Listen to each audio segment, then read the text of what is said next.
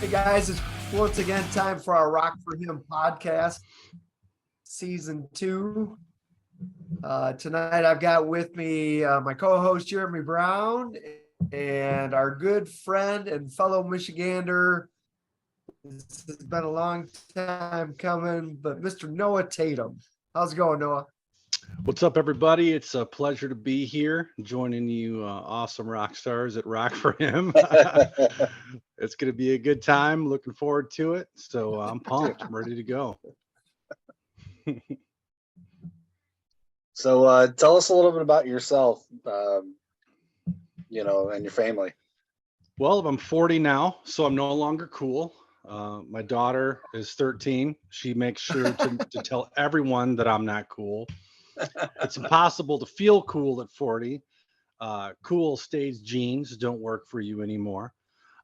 So all I have left is my personality, No, but I got 4 kids, married, live in Rockwood, and been playing music for about 20 years. And for a lot of the traveling years, what happened within the first 2 kids.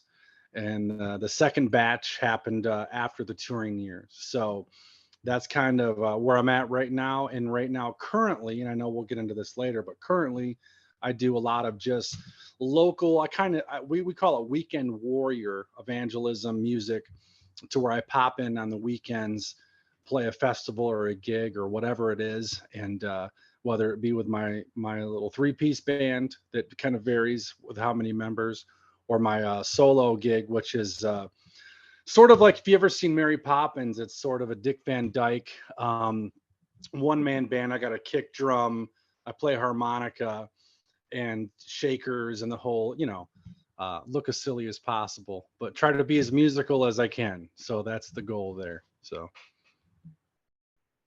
Awesome. Well, that's awesome. Of course, before we get into the music side, there's one thing we always hold of high importance here on the Rock for Him podcast. We think it's important for the listeners to know, and we love to hear the stories. It's probably one of our favorite parts of the show, is maybe tell us about your experience of how you accepted or found Christ. What is your testimony story?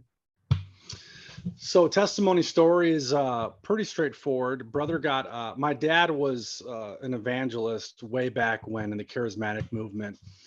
Saw God in every religion, and God kept saying, this is not it. Found evangelicalism, whatever form that was back then, but wasn't really involved in church when I was growing up in Southwest Detroit. My brother got into a church. We all started attending again. And at a youth rally, kind of a youth night, they offered baptism. And I was like, man, I felt the draw of God. I knew about God. I talked about him with my family. But there was a sort of like, I need to is this going to be mine? Am I going to take responsibility for what I believe? Is this going to be my faith, not just my family's faith? And I decided to jump into baptismal that night with just the clothes I had on. And it was pretty crazy, but I really felt that was the beginning of sort of like, I'm gonna live a radical faith experience. If I truly believe what I'm reading here and being told, this thing is the real deal, and I want to experience it. I want to know what it is. And that's sort of my conversion experience. That was at about 13 years old, and then it kept blossoming each year after that. Awesome. So that was a long time ago, eh? Yeah, it sure was. Okay. It sure was. So let's talk about your music experience. Like, who are you influenced by? I would say I'm influenced by, initially, it was singer-songwriters.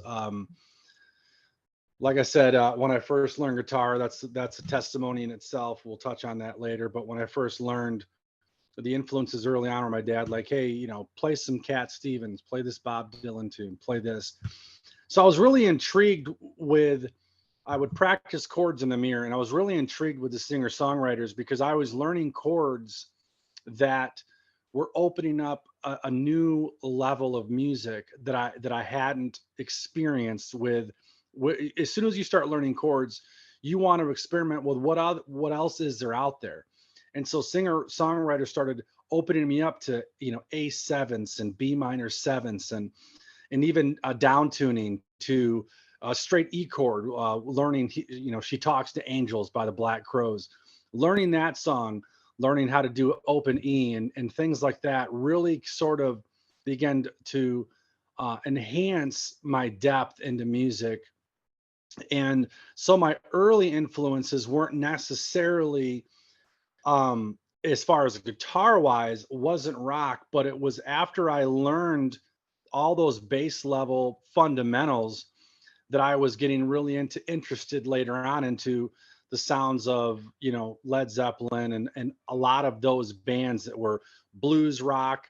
And even later in the 90s, there was a lot of, and I don't know what it would be called now, but when you had Weezer and a lot of bands like that were fusing a lot of they were borrowing from like the Metallica stuff and, songs like Trooper, things like that. They were borrowing from that and kind of morphing it into music that was very 90s. And so the 90s was sort of a melting pot of a lot of genres infused in music. And so I really cherished that decade growing up in that time.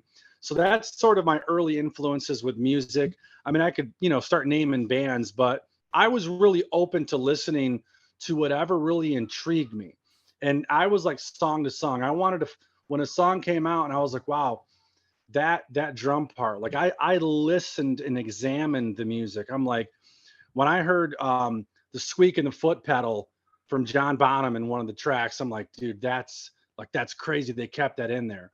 Or you're listening to the Doors and you hear Jim Morrison say a catchphrase for what was it? Ajax Cleaner, tougher than dirt. I mean, he ends the track that way. I was like getting really into what was behind making the music. And so those are some of my early influences. Again, sorry to say that it wasn't Christian at the time. And we've talked about this before, but in every art form, there's sort of secular people that are advancing in those fields and that are opening you up to. And while I was saved, believed in God, I would take what I was hearing and I would start writing from my heart, which happened to be Christian, but still the natural secular influences around me were growing me up into the music. So that's what I got about that.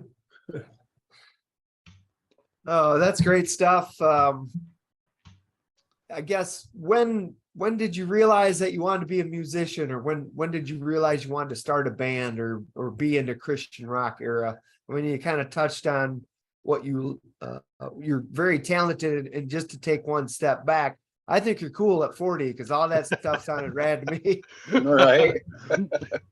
I'm trying. When did it first kind of take off?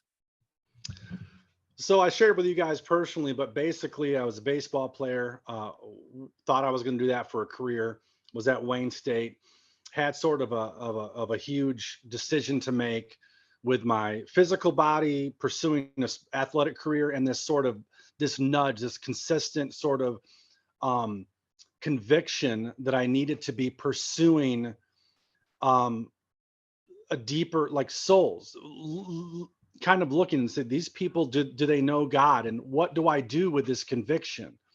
And being in psychology class at Wayne State, thinking to myself, what do I do with all, there was a sort of an awakening that I know, and I can't not know now about what the Bible says.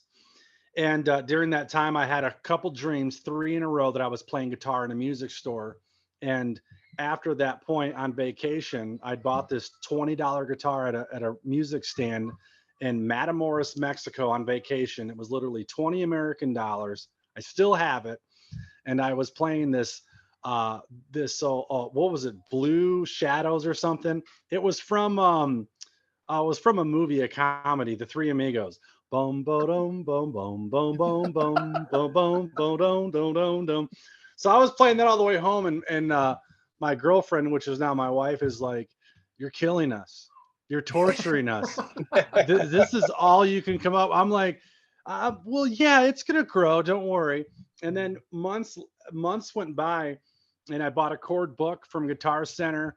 I wasn't even on YouTube at the time. I'm like reading chord books the old fashioned way, like trying to practice in the mirror. And that's when during that first year, I was in an online Bible college, and I had made the decision then. I'm like, you know what? This sort of seems to be not only a passion, but it seems to be a calling because it's making sense. And to go from never touching a guitar before 20 years old to simply picking it up and saying whether the gift was dormant and it had been there, or God deposited it at that time as a replacement for sports, whatever the truth of it is that I exponentially was able to grow in that craft so quick, like hitting fast forward. And my dad was being like, how are you doing this? I'm like, I don't know. It just makes sense. It just makes sense. And I'm sure that's probably the case with a plethora of musicians out there who would just like pick it up and like, just makes sense.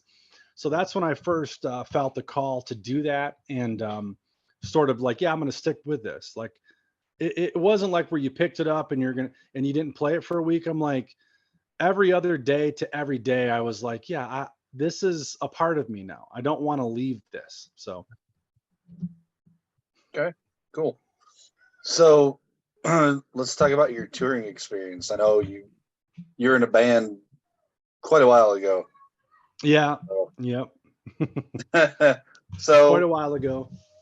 So I mean, go ahead. Go ahead. No, how'd that go? I mean, what'd you see out on the road?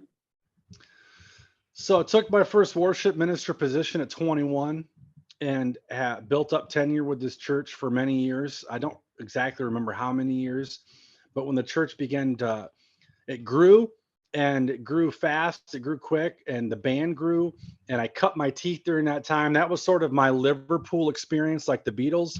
I was learning what it was to be in a band, to run a band, to pick songs, to work on songs, to modify songs, to change the chords sometimes to suit me, my voice, things like that. So that was the cutting room floor.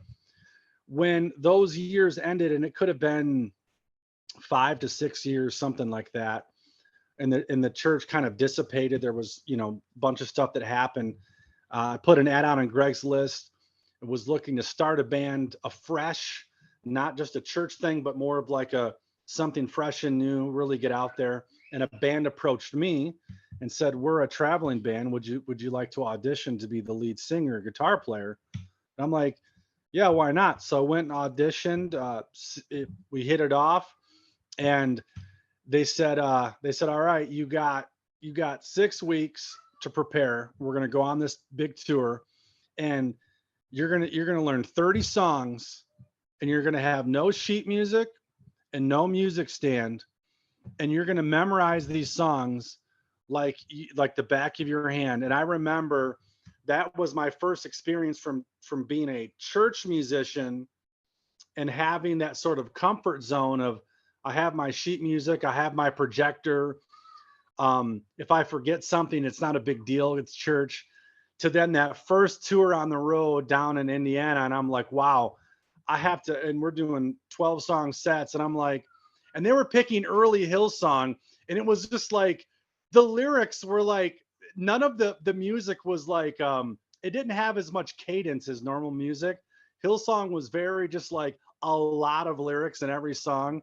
And so I remember my first like big gig, and I'm like trying to like pretend I'm looking at the drummer, and I'm actually looking at the projector because I don't remember the next lines. So I'm totally like, yeah, yep. And I'm cheating off the projector behind me. And, but I got through it. And I just remember during that time, it really was a completely different experience being a touring musician, doing live shows. And there's just this level of, you're there to excite, to entertain, to motivate, to have a certain level of energy. And we primarily did a lot of youth events. That was like 99% of what we did. and then Sunday we would do their normal church. So it was like we're playing at 11, just killing guitars and banging on the drums, and then Sunday morning it's like, all right, just here's an acoustic and don't plug in, you know. And a lot of the youth would be at the service, and it was just like this, wow, you know, you could feel the difference again. And so I was learning to go back and forth between like Christian rock musician and worship minister guy, and learning how to find Jesus in both settings. And it was difficult at first because you're trying to find Jesus and the moment, because the worship minister's job is to find the moment in the mood. And you know, I know atmosphere is a you know, a buzzword for Christendom, but it really is about finding the atmosphere in the moment, reading the crowd, reading the room, and knowing what song and where you're going to go with that song, even if you practiced it, to make sure that you're bringing Jesus in those moments. So that was my first sort of experiences breaking into the tour world. Okay. That's cool stuff there. But you bring up atmosphere, and what I like about that is in atmosphere we can have rain, and you've got people who need rain, and we've got sun, people who need sun. So it's kind of cool to see everybody worshiping Jesus in a different way. And I think that's kind of why we're formed Rock for Him, because there's a certain genre out there for certain people.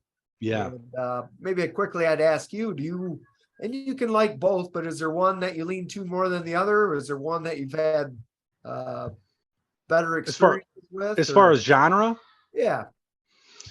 So I think that naturally, when you go from cutting your teeth on singer-songwriter right into sort of like I would say if metal is just its own, let's just lump and blanket, because Jeremy's going to love this. Let's just blanket and lump metal in all together. It's just one thing, right? But if you had metal was its own, I would say I'm like to the left of it, bridging in all of the other rock genres in there. Not afraid for me to do a bit of country. We'd play Baptist churches down south, and I would do basically hymnal songs with the electric guitar, with the blues driver pedal, having a little bit of a bite to it, almost like a Stevie Ray Vaughan feel to it, to where you're overdriving your tube amp just enough to you're getting some bite to it, to where they're not offended, because you know it really is trying to find that medium with every crowd you're at, with the pedals you're using, the echo, the delay, all of it, because people's senses can be quickly offended when they hear a sound that they're going to associate with something. So I was always very cognizant and conscious of those moments of like, all right, this crowd is used to a very strict version of this, but let me sneak in something and not make it totally dry and give them a little bit of this. And then there was some venues where we got booked to play flat out metal shows. And I'm thinking to myself, we are definitely the only band here that's not metal. And so I'm like, guys, what are the hardest songs we have tonight? And it was like Rain Down by Delirious. That set was like the hardest song I had. And I'm like, all right, well, I'm going to crank all my distortion to 11, and I'm going to crank my amp to 11. And at the end, as hard as I could make everything, and I'm like, everybody just, beat the crap out of all your instruments. And at the end, they were like, man, you guys were really good for a worship band. But I was like, you know what? What a huge compliment. Like for the metal scene to be like, man, you really did good for a worship band. I'm like, I know. And I was still just not even close to getting into the genre. But I think there's an acceptance there, and there's a sort of mutual respect within there, where it's like, you know, they're not out to sort of monopolize a field. I think it's just a matter of let us express, but don't forbid us to express.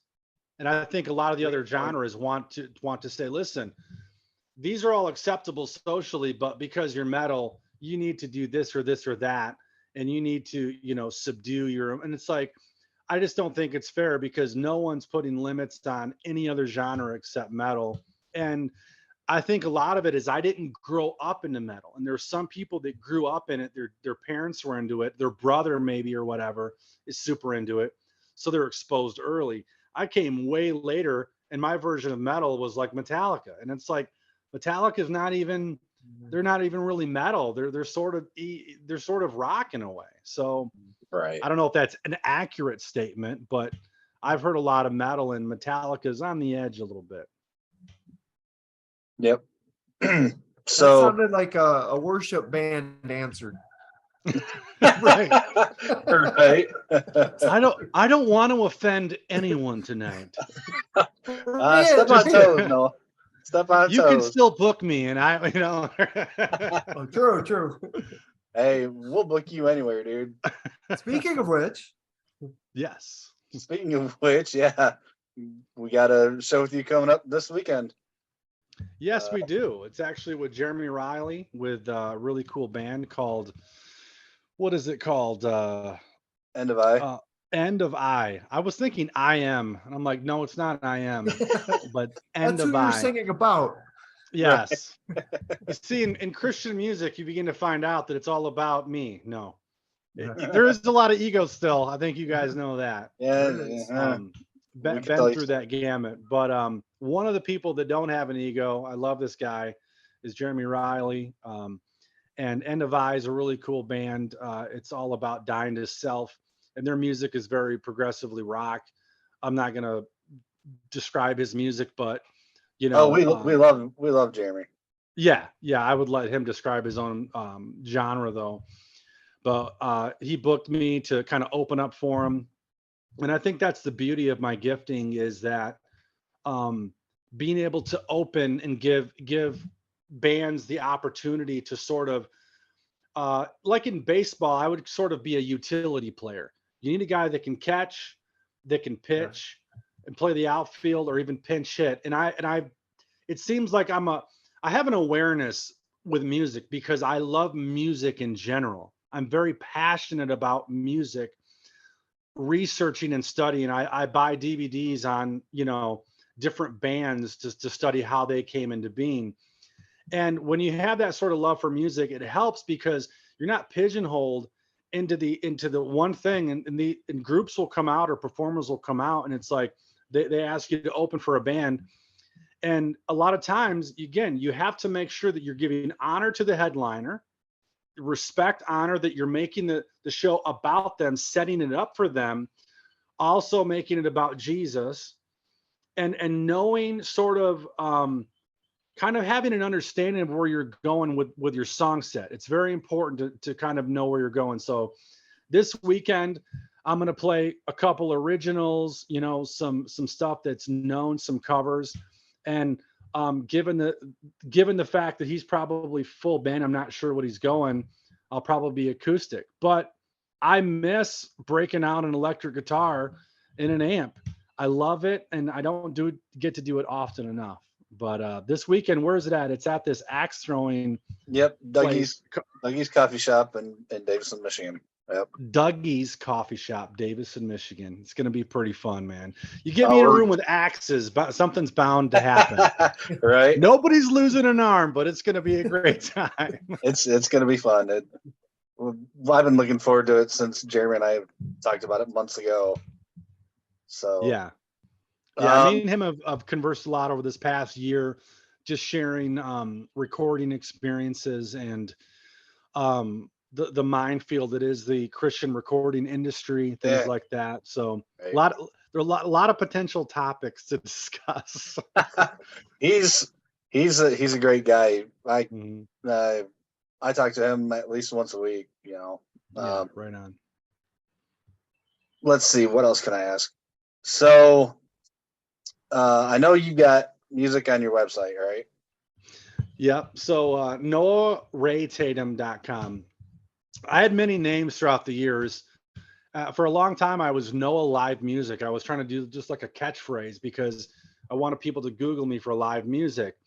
And then it seemed like corporately everybody had where they could never get it right, and it was Noah Music live music's Noah, and I'm like, you know what, this is not working.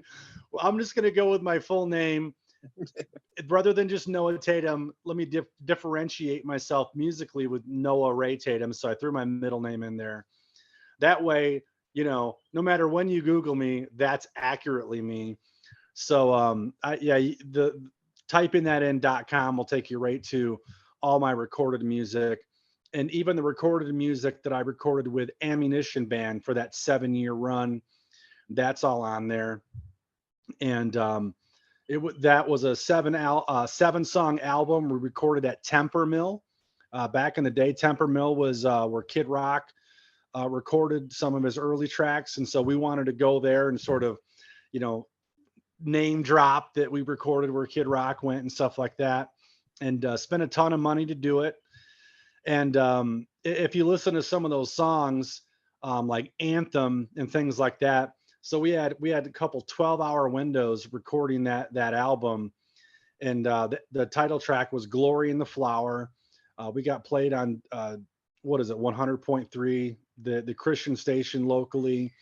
We were doing pretty well with it, and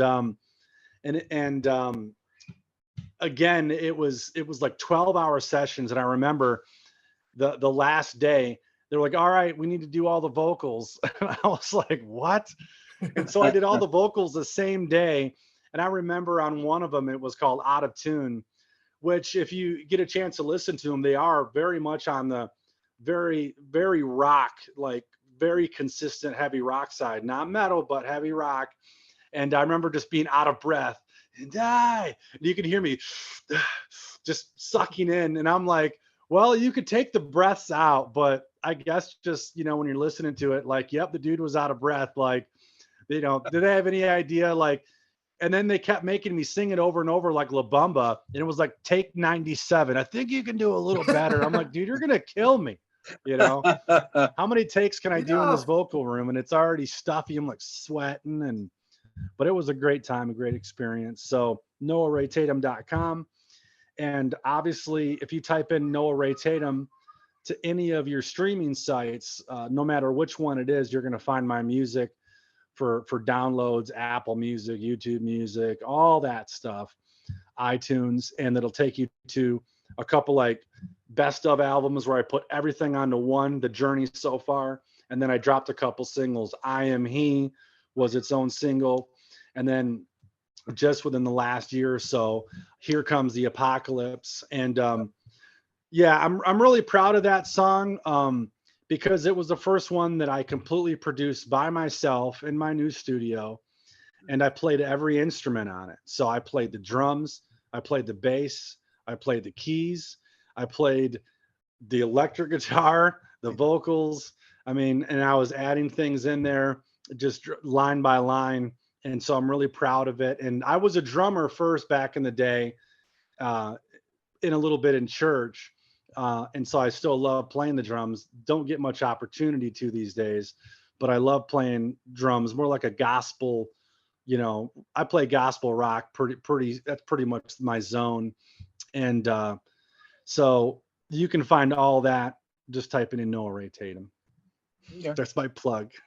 I think I'm up to like 23 guys. I'm up to like $23 in downloads. This another 7 million and I'll get like 50 more bucks. Right.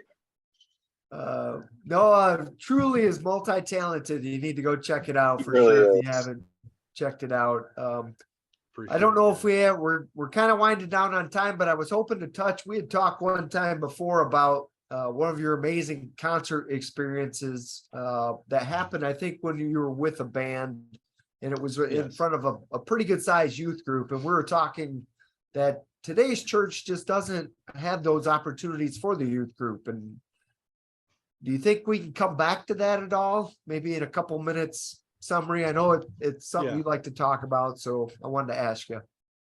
Yeah, I'm passionate about live music and the music scene, and I know that the scene is sort of dwindling. It's harder for even the biggest bands. I found myself as just a solo musician playing next to bands where I'm like, man, you should be on the scene.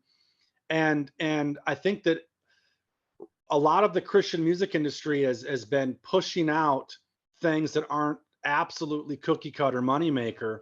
And because of that, you've got a lot of amazing music that is being pushed out. And right now, I mean, I love CCM for church worship, but unfortunately, you're missing out on a ton of talent and a ton of God is speaking through so many artists. And I feel like the Christian music scene right now, that all of those people who aren't on Christian radio, like, you know, iHeart and all this stuff, whatever it is, they're the Van Goghs out there. We're the ones painting heavy and painting differently and taking the risk. And instead of being rewarded for that, I feel like all these bands are being sort of punished, because if they're not absolutely within a couple of these cookie cutter genres, and I don't mean cookie cutter in a bad way, I just mean these are these revenue streams that these producers only want to stay in to keep that niche and keep that money.